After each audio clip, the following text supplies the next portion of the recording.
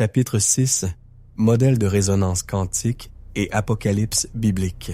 La télévision dans la salle commune de l'Université protestante de l'Unité projetait une lueur dorée sur les visages figés des étudiants. Rangées de jeunes gens restaient captivés alors que l'oracle de lumière apparaissait à l'écran, vêtu d'ivoire, la voix aussi douce et rythmée qu'une écriture sacrée.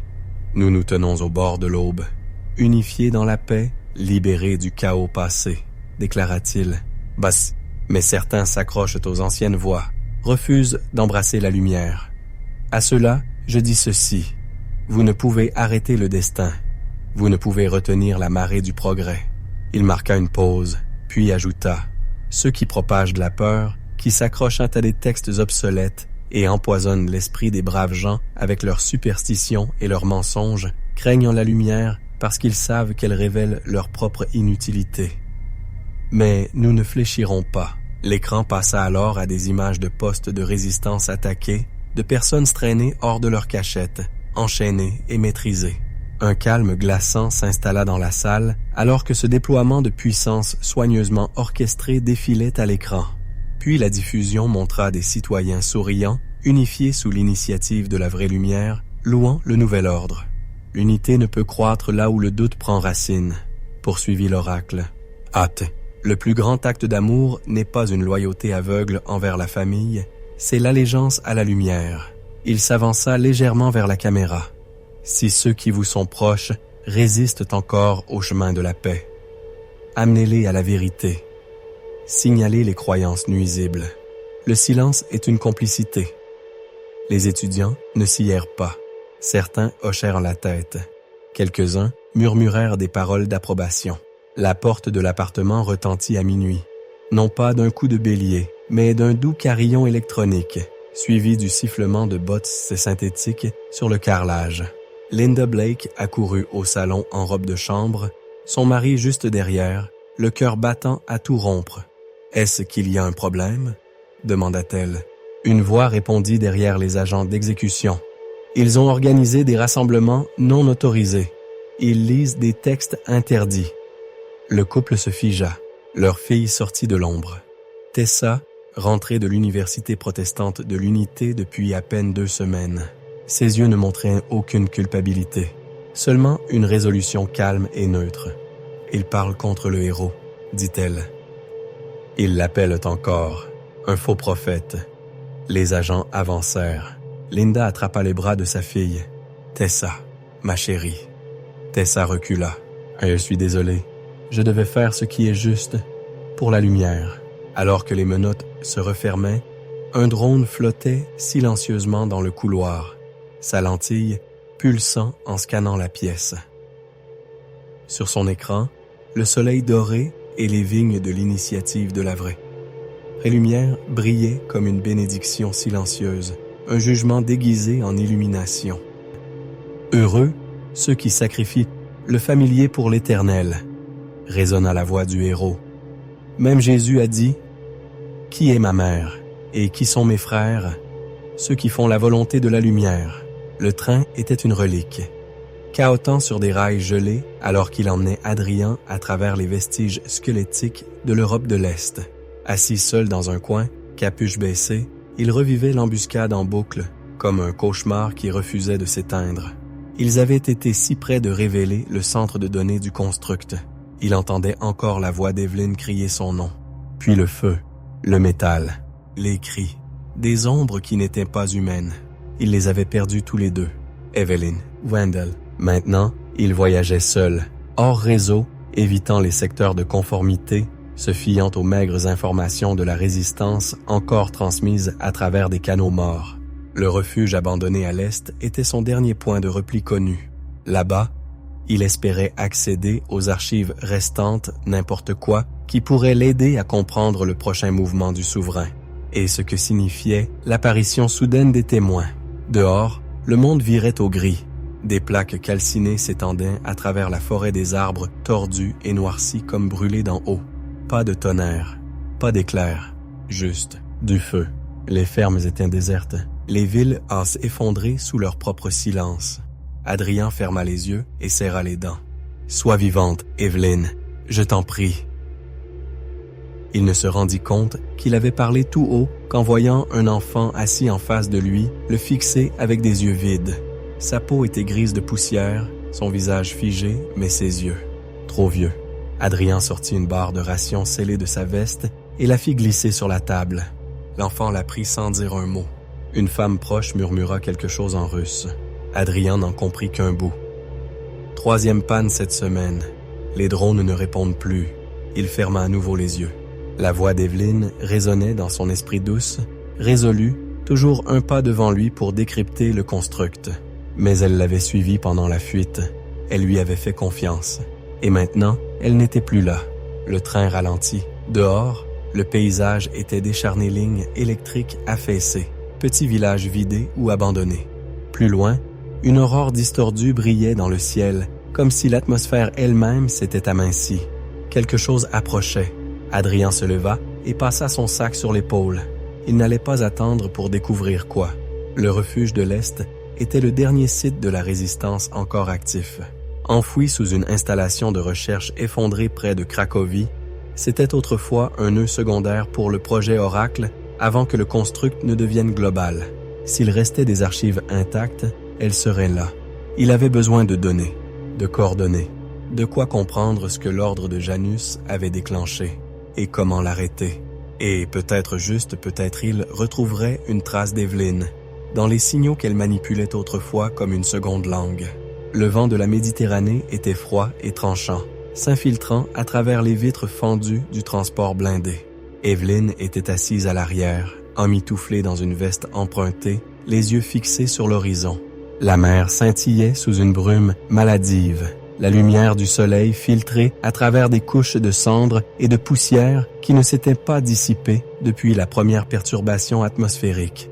2 semaines plus tôt, la contact de la résistance à côté d'elle, une femme plus âgée aux yeux perçants et aux poignets tatoués en hébreu, se pencha vers elle. 2 heures encore jusqu'à Jérusalem, on s'arrête aux ruines du dernier poste, puis on continue à pied. Evelyne acquiesça en silence.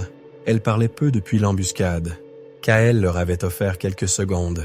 Adrien lui avait crié de fuir, puis tout avait explosé en lumière et en chaos.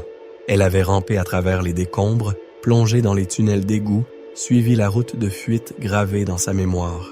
Elle avait suivi sa voie dans la fumée, mais à un moment donné, elle avait disparu.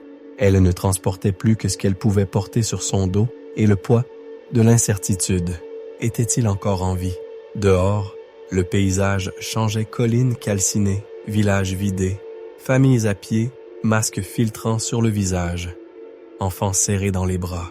Des drones bourdonnaient au-dessus d'eux comme des vautours sans pitié. Le vieux transport militaire grinçait et gémissait sur les routes fracturées, renforcées par des plaques d'acier et des vitres blindées.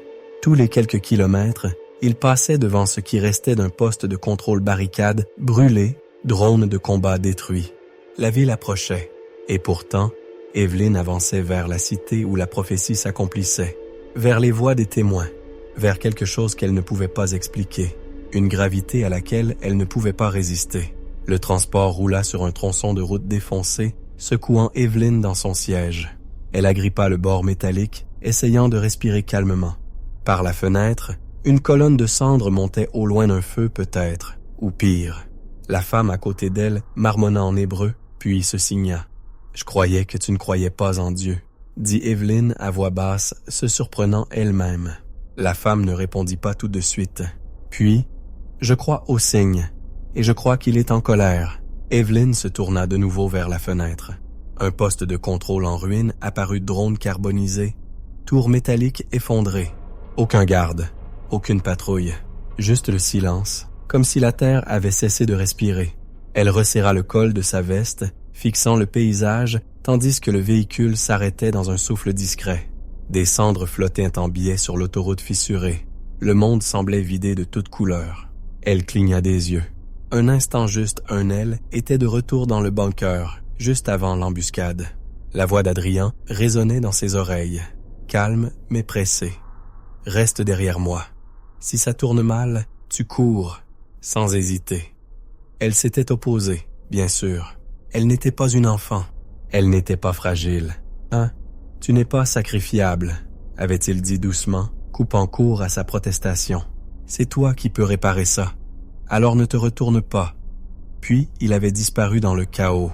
La femme de la résistance lui toucha l'épaule. « Il faut y aller. » Le conducteur coupa les phares. Ils continueraient à pied. Evelyn hocha la tête, essuya la chaleur de ses yeux avant qu'elle ne devienne larmes, puis descendit dans le vent chargé de cendres, serrant sa sacoche comme une bouée de sauvetage, les ruines de Jérusalem s'élevant au loin comme une couronne brisée. Les dernières coordonnées qu'elle avait reçues avant que le réseau ne tombe silencieux pointaient vers le mont du Temple. Des rumeurs circulaient rapidement sur les canaux cryptés. Les témoins prophétiques y avaient été vus. Si c'était vrai, tout changeait. La contact avait parlé à voix basse d'une chambre scellée, enfouie profondément sous les ruines, quelque chose que Reed avait autrefois protégé.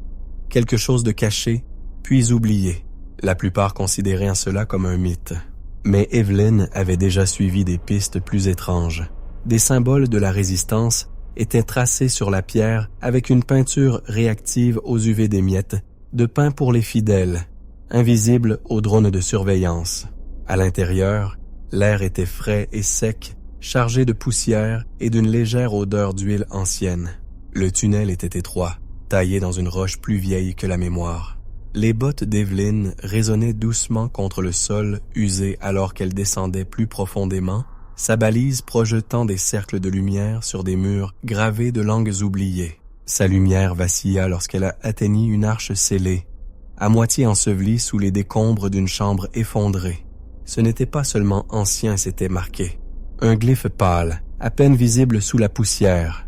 Un cercle fracturé par une ligne irrégulière. Le même symbole qu'elle avait vu griffonné dans les marges des schémas du projet Oracle, des années plus tôt. Oméga. Elle dégagea les pierres et posa la main sur un panneau près du glyphe. À sa grande surprise, un mécanisme se déclencha. L'arche s'ouvrit dans un gémissement, juste assez pour la laisser passer. À l'intérieur régnait l'immobilité sèche, silencieuse, sacrée. L'air semblait anormalement préservé, presque stérile.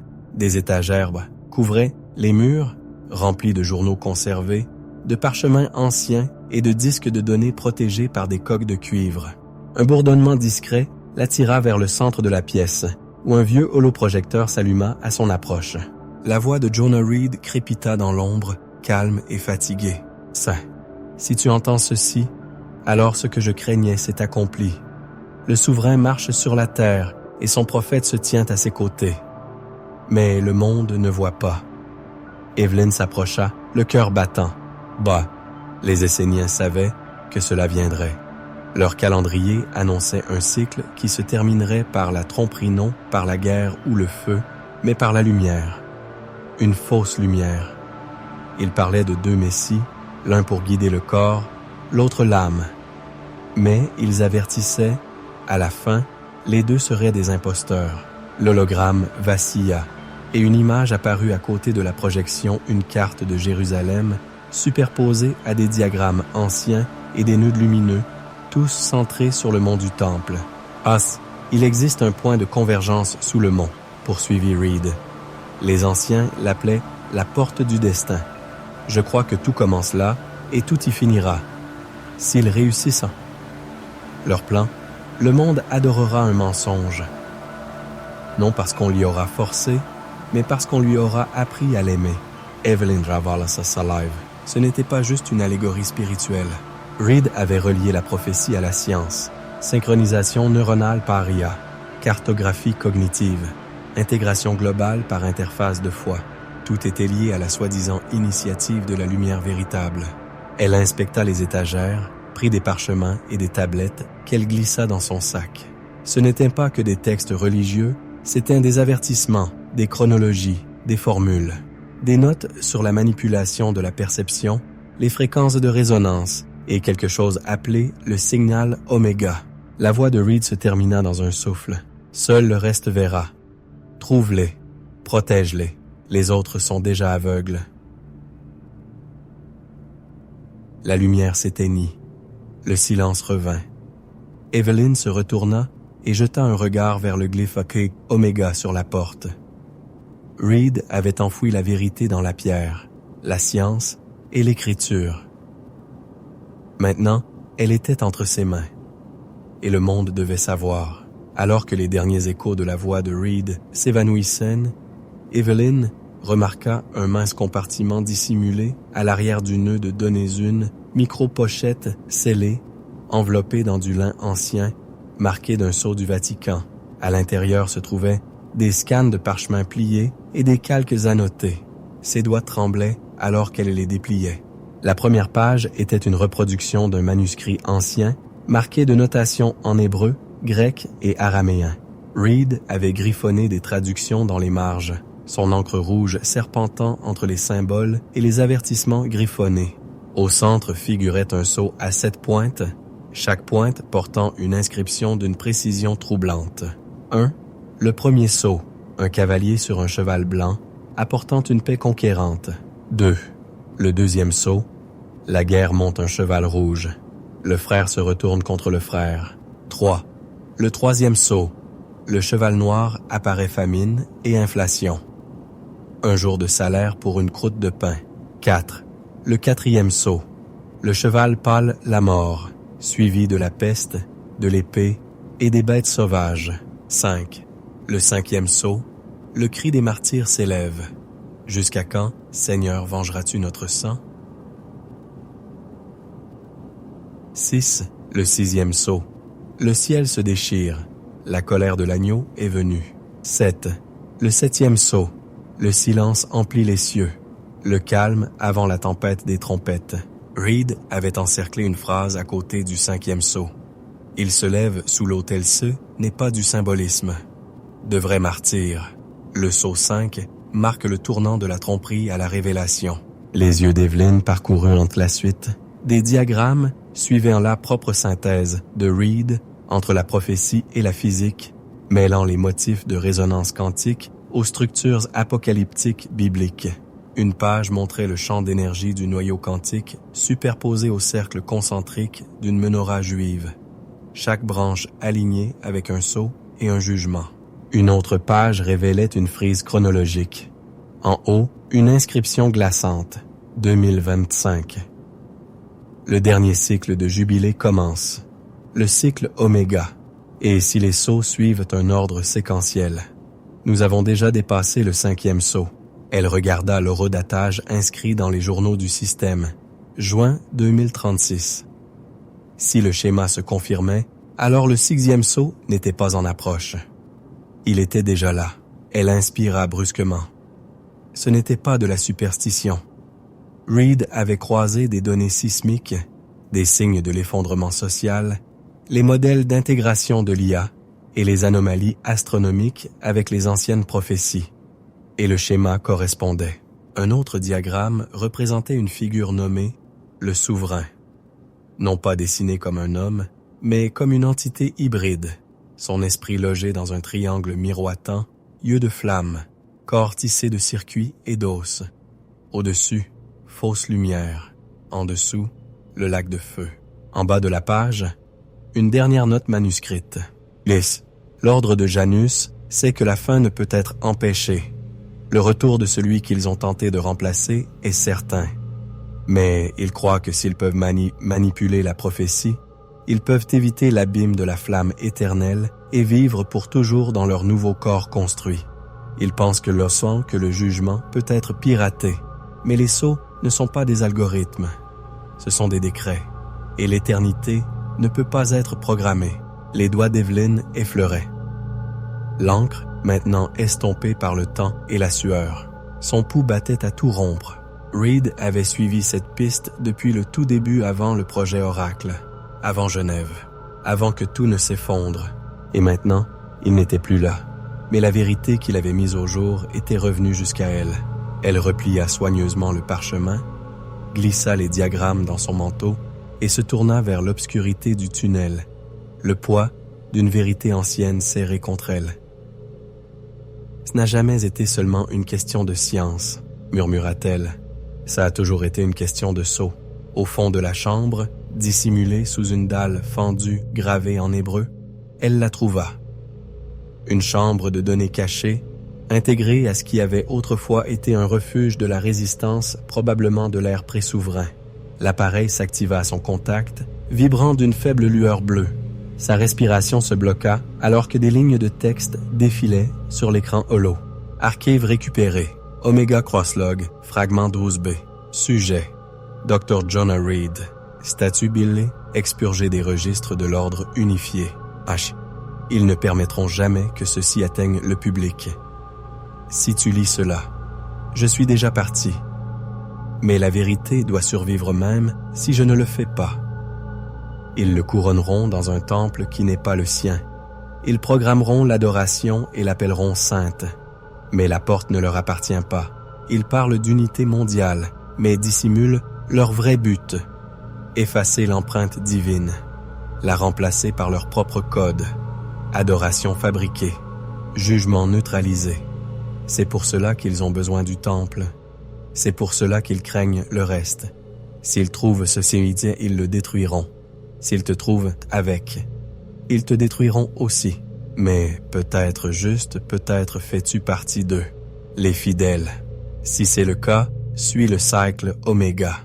C'est le seul moyen de voir la tromperie pour ce qu'elle est. À l'autre bout du monde, Adrien était penché sur un vieux projecteur poussiéreux, les doigts tremblants alors que le dernier cryptage cédait.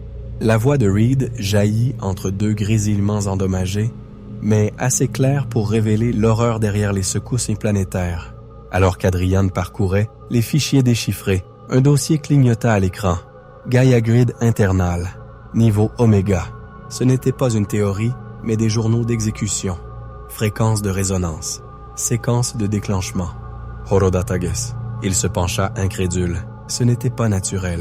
C'était une guerre déguisée en salut. L'ordre de Janus avait savamment construit son message public. Une grande initiative pour sauver la planète de l'effondrement environnemental imminent. Ils avaient dévoilé le réseau d'harmonisation. Gaïa, un maillage global de nœuds de résonance souterrains, censé prévenir les tremblements de terre catastrophiques et équilibrer les plaques tectoniques perturbées par des décennies de fracturation, de fonte polaire et d'extraction marine.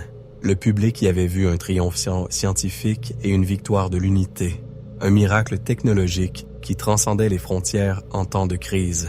Mais sous la surface littéralement et symboliquement, la vérité était bien plus perverse. Tandis qu'Adrian analysait les schémas brisés, Evelyn déchiffrait les parchemins de Reed à Jérusalem. Le berceau de la Terre avait été tordu en une lance. Le souffle d'Evelyn se coupa. Les télémétries n'affichaient pas des schémas de stabilisation. Elles montraient une amplification. Quelqu'un avait-il inversé la fonction d'origine du réseau? La voix de Reed crépita dans un journal audio abîmé. L'enregistrement fragmenté, incomplet. Inversé. Champ de résonance. Cible, Yellowstone. Fracture. Evelyn feuilleta des cartes sismiques superposées. Ce n'était pas de la stabilité, mais une accumulation de pression. En couches. Subtile. Ingénierie du chaos. Les outils de résonance de l'ordre de Janus injectaient des fréquences déstabilisantes dans les failles accordées aux fractures planétaires, poussant la Terre vers la catastrophe. Une dernière note, à moitié corrompue, lui glaça le sang. Les fondations tomberont. Evelyn s'adossa, le cœur affolé. Ce n'était pas la nature, c'était du sabotage lent, méthodique, implacable. Et quelque part, dans les profondeurs d'un autre coffre de données, Adrien trouvait, lui aussi, sa propre confirmation. À des milliers de kilomètres de là, Adrien était penché sur un terminal fissuré dans un refuge glacé quelque part en Europe de l'Est. Les schémas de Reed clignotaient sur l'affichage holo poussiéreux, chaque ligne confirmant ce qu'Evelyn découvrait à l'autre bout du monde. Les modèles quantiques prédictifs du projet Oracle autrefois, utilisés pour anticiper des catastrophes, avaient été détournés pour simuler la séquence précise des événements sismiques annoncés dans Apocalypse 6. Ils simulent la colère divine, murmura Adrien, fixant la dernière chaîne de données que Reed avait signalée. Ben, ils imitent la prophétie, pour faire croire au monde que c'est le destin. L'un des documents marqués révélait un événement en plusieurs phases, nommé Ophiuchus Rising. Basse. D'après les journaux internes, l'objectif était de déclencher une cascade sismique mondiale, déstabiliser la caldeira de Yellowstone par des inductions de secousses ciblées provoquer des réactions volcaniques tout autour de la ceinture de feu du Pacifique et fracturer les failles majeures d'Europe, d'Asie et du Moyen-Orient. Un objectif secondaire comprenait des déplacements océaniques, générant des tsunamis accompagnés de retombées de cendres volcaniques. Ce n'est pas juste une question de contrôle, dit Adrien d'un ton sombre. C'est une déification. Il jouait au Dieu utilisant la fureur de la terre pour accomplir la prophétie et présenter le souverain comme celui qui apporte la paix après. Et le monde y croyait. Les gouvernements avaient approuvé le réseau Gaïa. Les médias acclamaient l'ordre de Janus comme les sauveurs du climat. La confiance publique montait en flèche, jusqu'à l'ouverture du 6e sceau. Les premières secousses vinrent. Des grondements profonds, à basse fréquence, impossibles à localiser pour les scientifiques. Puis l'éruption à Yellowstone, une explosion de cendres, d'éclairs et de lave en fusion qui fit rougir les cieux de l'hémisphère nord. Des failles s'ouvrirent à Téhéran, Santiago, Jakarta et Athènes. Des îles se pissent, des îles se déplacèrent, des montagnes se fendirent. Et sur tous les flux d'actualité, des présentateurs paniqués demandaient si c'était la fin du monde.